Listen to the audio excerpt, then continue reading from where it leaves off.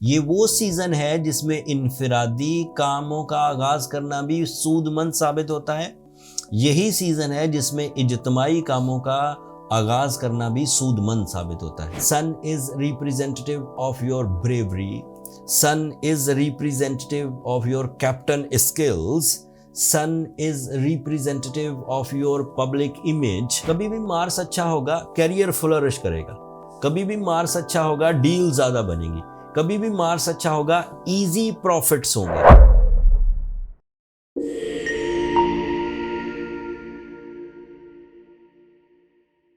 अस्सलाम वालेकुम एक्वेरियंस, मैं हारिस अज़मी प्रोफेशनल एस्ट्रोलॉजर आपकी खिदमत में हाजिर हूँ इस हफ्ते की एस्ट्रोलॉजिकल रिसर्चेस के साथ।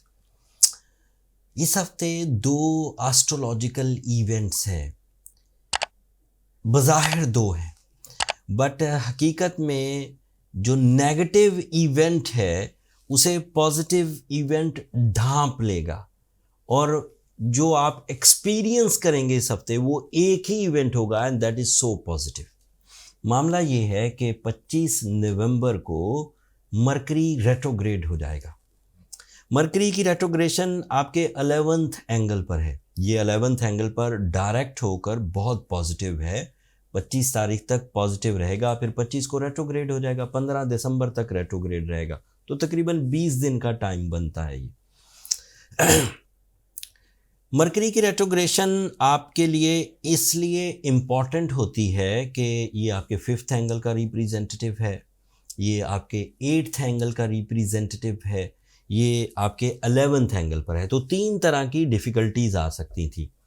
11th एंगल की मरकरी की रेट्रोग्रेशन अमूमी तौर पर आपको अपना मैसेज, अपना ओपिनियन, अपनी एक्सप्लेनेशन देने में हर्डल प्रोड्यूस करता है। सामने वाला उस बात को जल्दी हजम नहीं कर पाता या उस बात को अहमियत नहीं दे पाता या उसको तवज्जो नहीं देता। अमूमी तौर पर यही कंप्लेंट्स हमने रीड की हैं in my career, in my 25 year career. Mercury mostly retrograde होता है तो इसी तरह की प्रॉब्लम्स आती। दूसरी तरह की प्रॉब्लम्स क्या आती हैं कि if you are a leader, a group of people और एम्प्लॉयज़ और अ पॉलिटिशियन जो एक वास्ट एरिया को लीड करते हैं, उनकी लीडरशिप क्वालिटीज़ में कमी आ जाती है जब मरकरी रेट्रोग्रेड होता है। तीसरी कॉम्प्लिकेशंस क्या आती हैं कि इसकी वजह से जो एजुकेशनल परफॉर्मेंसेस होती हैं वो स्लो डाउन हो जाती हैं।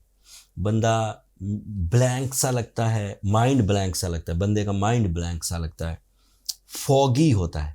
मतलब उसको सब कुछ समझ आ जाने के बावजूद भी ऐसा महसूस होता है कि उसे कुछ समझ नहीं आया, वो लिखे क्या, वो कहे क्या, वो एक्सप्लेन कैसे करे। एंड मरकरी की रेट्रोग्रेशन एक और तरह की ट्रबल भी पैदा करती है, उसे हम अनसेटिस्फैक्शंस कह सकते हैं, बेचैनी, बेइत्मीनानी, नाउम्मीदी, इस तरह की चीज़ें। अब ये सब वो खबरें थीं या ये वो सब प्रेडिक्शंस थीं जिसे हम बाय द बुक कह सकते हैं कि मरकरी रेट्रोग्रेड होकर इस तरह की कॉम्प्लिकेशंस अमूमी तौर पर पैदा करता है। But the real prediction in this week, वो इस हफ्ते ऐसा कर नहीं पाएगा, वो इन 20 दिनों में ऐसा कर नहीं पाएगा। उसकी मेन वजह ये है कि जो पॉजिटिव इवेंट है सूरज का आपके 11th एंगल पर आना ऑन 21 ऑफ नवंबर, वो अपने फ़ायदे भी देगा। वो क्या फ़ायदे हैं अभी गिनवाता हूँ।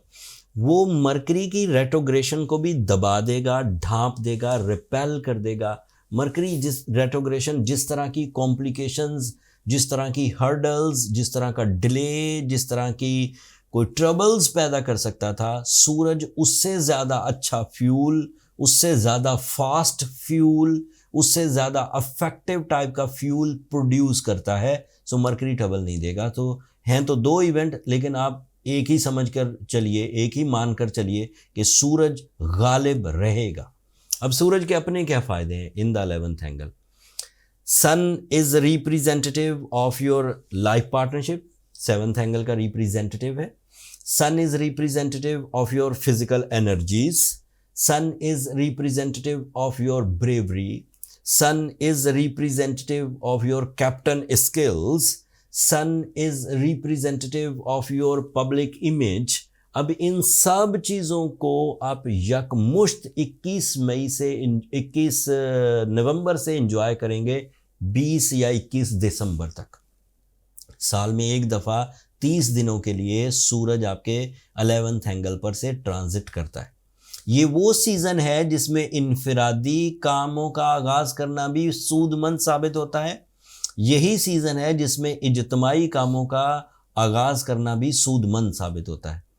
पार्टनरशिप हो, टीम वर्क हो या फिर ग्रुप एक्टिविटीज़ हो, ये सब किया जा सकता है।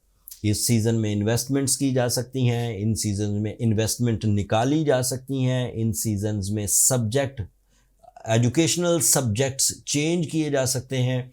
इस सीज़न में बिजनेस से ज़्यादा मटेरियल एडवांटेजेस लिए जा सकते हैं, लाइक जंपिंग स्टाइल एडवांटेजेस, ज़्यादा इन्वेस्टमेंट्स करके, ज़्यादा हार्ड वर्क करके, ज़्यादा लोगों को मिला के। इस सीज़न में जॉब से बिजनेस में आया जा सकता है। इस सीज़न में क्रिएटिव आइडियाज़ पर काम किया जा सकता है।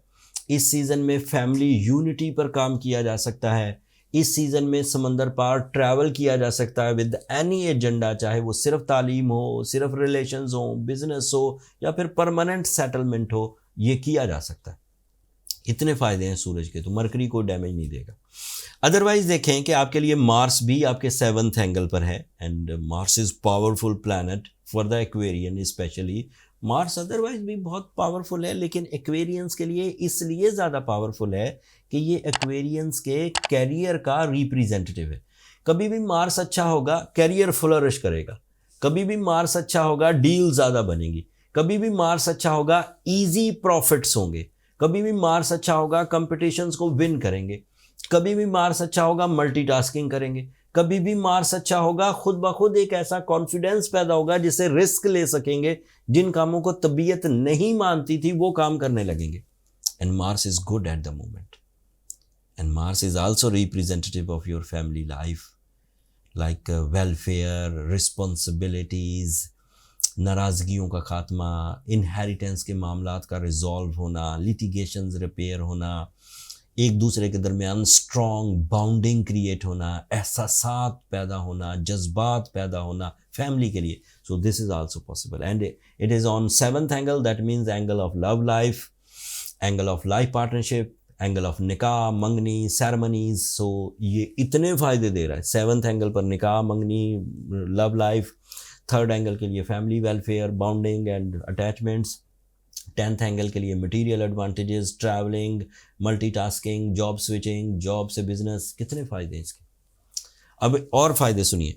Venus is in your 12th angle, that is the Capricorn angle. वो वहाँ पर पॉजिटिव होता है, उससे भी लव इमोशंस प्रोड्यूस होंगे, but not too much. But जब वीनस 12th एंगल पर होता है थोड़ा स्लो डाउन होता है, लेकिन कैप्रिकॉर्न एंगल पर रहता पॉजिटिव है।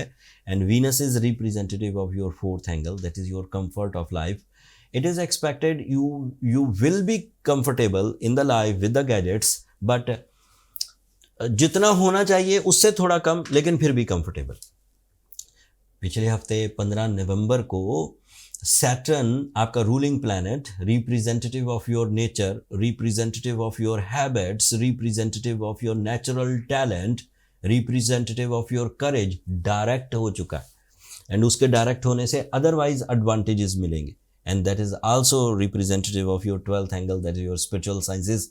सो Saturn is perfectly alright eight the moment for strong Aquarians. कुछ एक्वेरियन वीक भी हैं। कौन से एक्वेरियन वीक हैं? जो रूलिंग प्लैनेट सैटर्न रेट्रोग्रेड के साथ पैदा हुए थे, मतलब जिन सीजन्स में उनकी पैदाइश हुई उस सीजन में सैटर्न रेट्रोग्रेड चल रहा था, उन लोगों के लिए ट्रबल थोड़ी बढ़ सकती है। So there is a problem.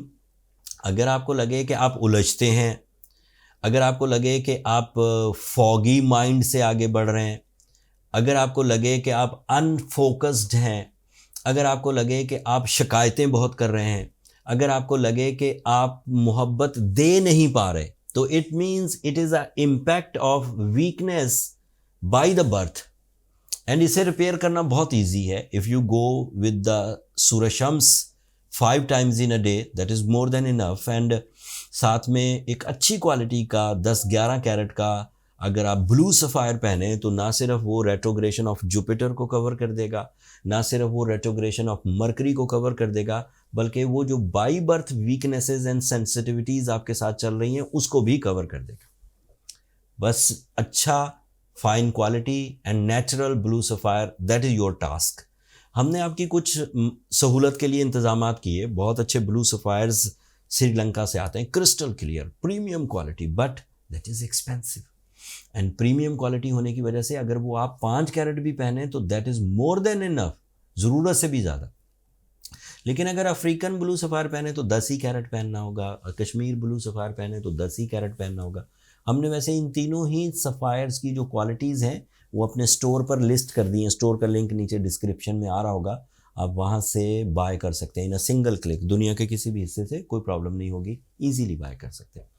So eight the moment अल्लाह ताला की तरफ से नेमतों के दहाने खुले हैं एक्वेरियंस के लिए। अगर आप टाइम की कदर कर लें तो आप अपने टैलेंट को रिवॉर्ड्स में कन्वर्ट कर सकते हैं। ऑल टाइप ऑफ रिवॉर्ड, चाहे मटेरियल रिवॉर्ड्स हों, चाहे स्पिरिचुअल रिवॉर्ड्स हों, चाहे रिलेशनशिप्स हों, चाहे हेल्थ हो, चाहे रिस्पेक्ट हो, सब सेक्टर्स में you will be okay, even educational side. So enjoy करिए इस टाइम को, और जब आप एंजॉय कर रहे हों तो इन लम्हों को याद रखा करें, क्योंकि ये हर साल रिपीट होकर आते। अगले साल फिर आएंगे, अगले साल पता नहीं हम आपके सामने ये रिपोर्ट पेश कर सकेंगे कि नहीं, अल्लाह सबको लंबी उम्र दे। लेकिन यू हैव टू केयरफुल, अपने टाइम, सीजन्स, अपने बिहेवियर्स, इनको याद रखा करें। जैसे आप अपनी सुबहें याद रखते हैं, शामें याद रखते हैं, कैसी होती हैं। अगर आपको अपने अल्फाज में एक्सप्लेन करना हो कि ढलता हुआ सूरज कैसा बिहेव करता है तो उसे शाम का एक सीज़न कहते हैं ना, तो शाम को आप बड़े आराम से एक्सप्लेन कर देंगे। या आपसे कोई बच्चा पूछे कि अब्बू रात कैसी होती है, सूरज का गुरूब होना कैसा होता है, तो आप अपने अल्फाज में रात की सारी डेफिनेशन बयान कर दें। That is also a phase of sun, वो एक्सप्लेन कर देंगे आप, क्योंकि आप उसे डेली एक्सपीरियंस करते हैं। बट ये Venus, mercury, Mars, Jupiter, Saturn, इन्हें आप देख नहीं पाते।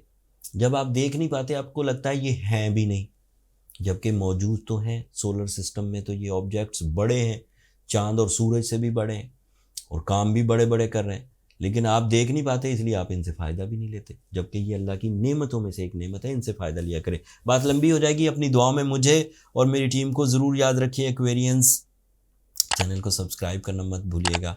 आप लोगों की सब्सक्रिप्शन मेरी हौसला अफजाई की वजह बनती है। अगले हफ्ते तक के लिए अल्लाह ने के बाद।